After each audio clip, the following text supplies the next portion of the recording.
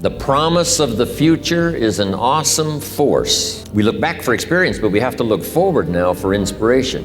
And what gives us inspiration to get up in the morning and do our job, learn skills, develop all that we can possibly be, is the promise of the future. And it can be so powerful that it can overwhelm any adversary you might have, any difficulties you might have. Here's a key phrase: reasons make the difference in your appetite and zest for taking on the challenge, doing the job, becoming successful. You can overcome the most unbelievable challenges if you have enough reasons. There's an ancient phrase, here's what it says: if you try to save your life, you will lose it. But if you will lose your life, meaning if you will invest your life, that's the best way to save it and to multiply it many times over. So here's the phrase: investing life into life has the potential of creating miracles. Investing life into life creates a new baby. But investing life into life with ideas, information, association, influence can create enterprise, can create a corporation, can create a business, can create a movement, can create something that benefits many more people than just those few that might have invested in each other's lives. So make this note now: you never know who's in the audience. So you don't know who's out there that's going to make an impact on the world, that's going to do extraordinary things. So here's what you must always do: always be sincere and always do your best, no matter who you talk to, because you just don't know. You just don't know who's there ready or when the timing is right. So jot this down: it takes more than one voice to help us to see, help us to think, help us to make decisions, help us to evaluate. It takes a variety of personalities, messages, points of view, the weight of experience. If it comes from several sources, it can be just incredibly valuable when you sum total it. Okay, let's talk about setting goals. When I first met Earl Schoaf, not long after we had met each other, he asked me, "Mr. Rohn, maybe here's one of the best ways I can help you." He said, "Let me see your current list of goals and let's go over them and talk about them." He said, "I've got the experience." And he said, "Let's do it." And I said to him, "I don't have a list." He said, "Well, if you don't have a list of your goals," he said, "I can guess your bank balance within a few $100s, which he did. And I thought, isn't that something? Then I said to him, "You mean if I had a list of goals, it would change my bank balance?" He said, "Drastically." So that got my attention. And all those years ago, I learned how to set goals. We're primarily affected by 5 things. Number 1 is the environment: the political environment, the social environment, the physical environment. Whatever surrounds us affects us: the city, the country, the countryside, the village, the office, the people. We're constantly affected and shaped by our reaction and decision making. A lot of it depends on the environment.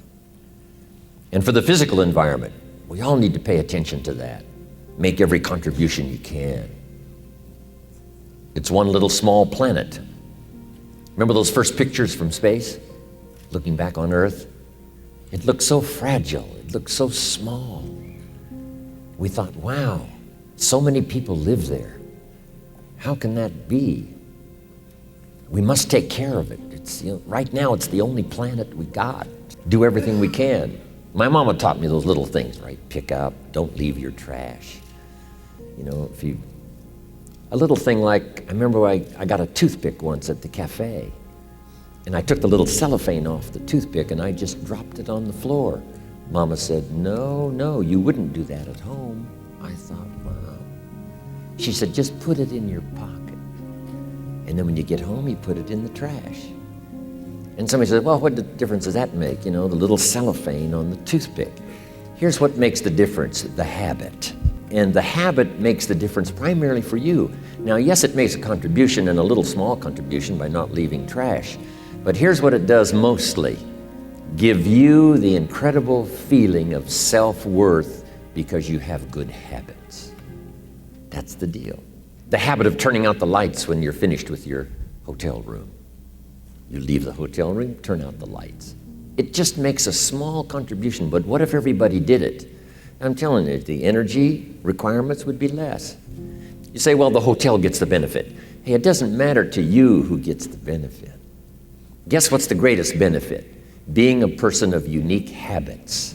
Habits that not only make you perform as far as skills are concerned, but habits that make you feel good about yourself.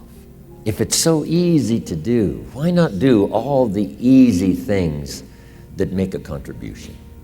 And who knows what the total contribution could be if we all did it. But even if everybody doesn't, if you do it, and if I do it, it just makes us better human beings.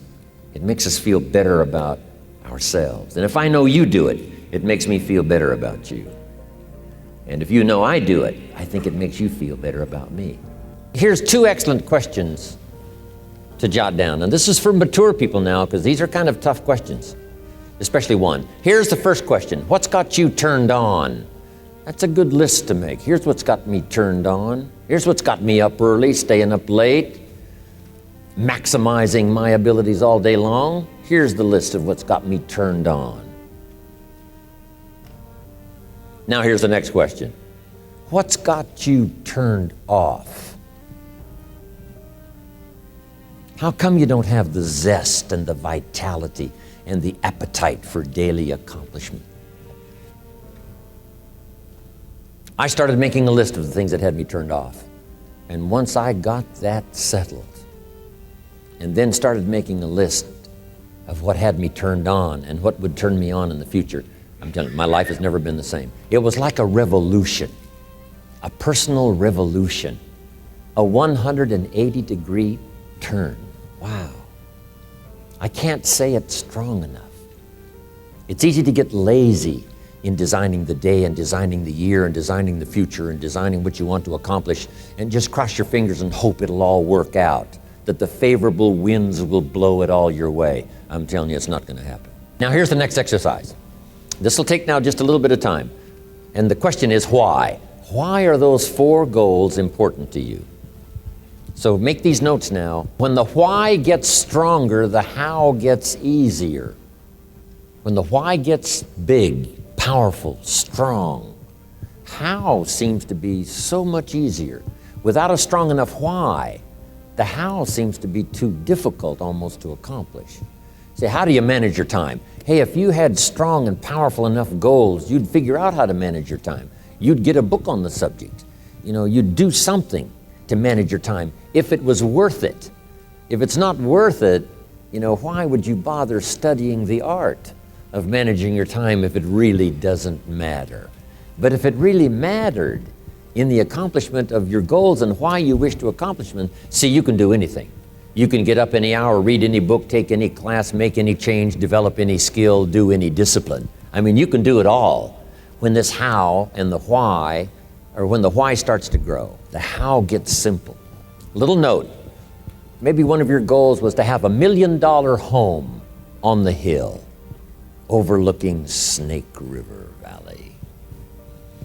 Okay, that'd be a good goal, $1 million home. Here's the next question. What for?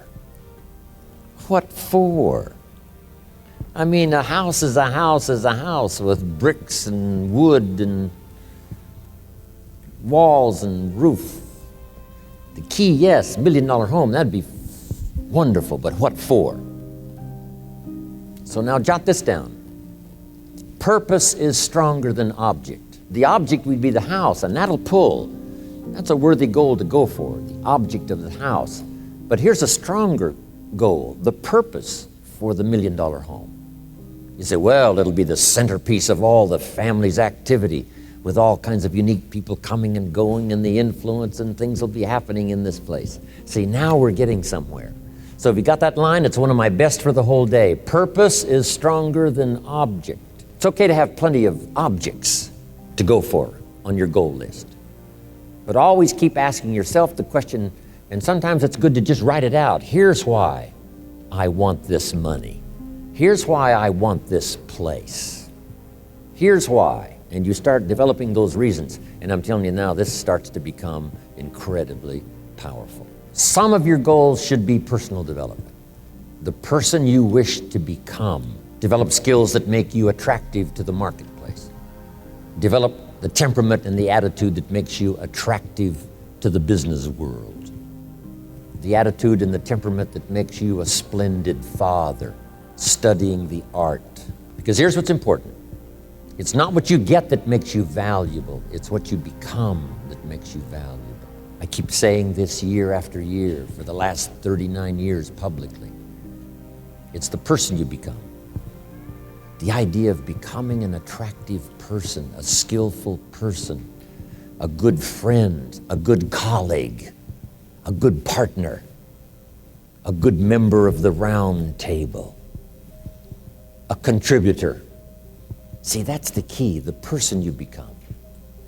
I mean, I'm telling you, this stuff changed my life, altered the course of my life.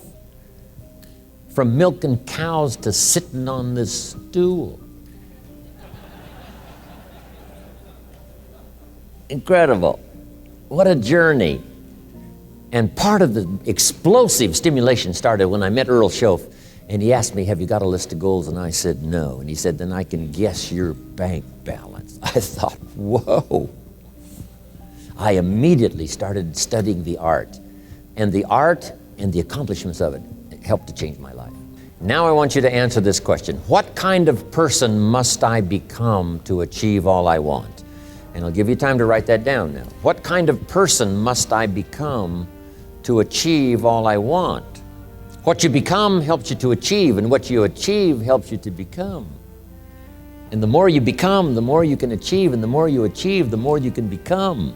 Who knows which affects the other the most? This is time for a little truth here. Maybe you need to become much wiser than you are at the moment. You need to become stronger. You need to have better health. Maybe you need a little coaching to really become the person I want to become. I'm going to have some coaching. Physical coaching, spiritual coaching, developing skills coaching. To be the influence you want to be, you got to build an incredible reputation. What kind of person must I be to attract all that I want in my life and the people that I want and the opportunities that I want? When you knock on the door and opportunity opens, you must stand there as a very attractive person, or you may not be invited in. One of the most mysterious and unique phrases that Jesus ever used. Here's what he said. I stand at the door and knock. And if you opened the door, would you probably invite him in? This extraordinary person. You say, wow, yeah. And he said, if you invite me, I'll come in. We'll sit down, talk things over. For you to be that kind of attractive person, that if you knocked on the door of opportunity and it opened and you stood there, would you be the kind of person that opportunity would say, come right in? Take these notes. The key is to put everything on your list. Now, the key is to take it out of your head and put it on paper. You know, you can dream about what you want, but when you start committing it to paper, now it more formalizes. Information now starts to make a composite of an idea. And ideas can turn into hotels. Ideas can turn into enterprises. Ideas can turn into a fabulous career. We need the information. We need the stimulation. But then you'll learn now later to start putting everything on your list. Now, jot this down. It's very important, if something's not that important to you, to take it off your list. You don't have to accomplish this whole list. But if you had 100 items on your list and you accomplished 80, who cares about the other 20? If you got the biggest share of what you went for, wouldn't that be enough? And the answer is probably yes, it'd be overwhelming. Okay. So you can rearrange this list. You can change it. You can tear it up and start over. You can say, oh, you know, last year I thought this was so important. That's not important to me anymore. The things I've learned in the last 12 months, I've changed my whole goal list. I thought this was so it. There's two great words of antiquity everybody should learn. Here they are, one's positive and one's negative. Here's the positive word from antiquity, behold. That's the positive word. Behold the possibilities, behold the opportunity, behold the future and give it design. Behold and look at the chances you've got. Behold, spring has come. Behold, the day has arrived and the sun is shining and the shadows are fleeing away. Behold, the next person you can meet might be your friend for life. Behold, the next person might be a colleague forever. Behold, that's the positive word, behold. Now, here's the negative word, beware.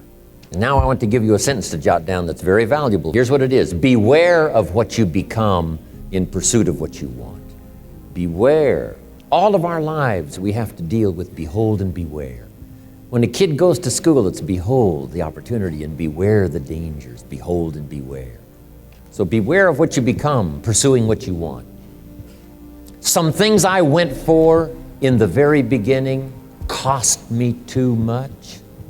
I got so obsessed with some things that I found out later the price was too big to pay.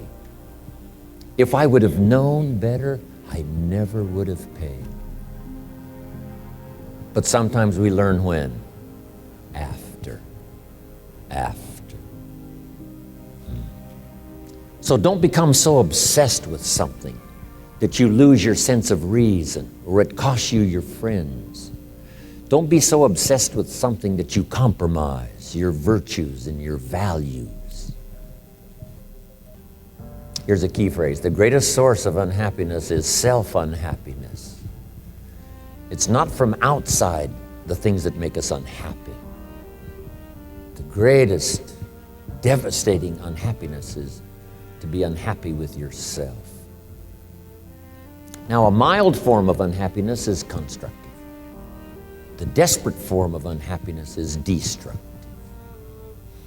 It's like worry. We should all worry a little, but not let it destroy our lives. If you're in New York about to step off the curb in downtown Manhattan and the yellow taxi's coming, best you worry enough to get your feet back up on the curb lest you get yourself wiped out. So it's called caution, but not undue caution. It's called fear and worry, but not the worry that kills you, not the worry that destroys you. It's like hate. You don't need to hate your job. Save your hate for the important things like evil, like the weeds that attack your garden, like the diabolical ideas that try to entice your children. Right? You don't need to hate everything. I hate this, I hate that. That's the misuse of your hate. Save it for the things we really must hate. And now here's the last note. If you'll start this glorious journey of being meticulous, deliberate, and hardworking about setting your goals for the day, setting your goals for the month and the year, setting your goals for your family and yourself and your business and your colleagues, start thinking forward. Here's what you will become: a major contributor not only to yourself, but a major contributor to others.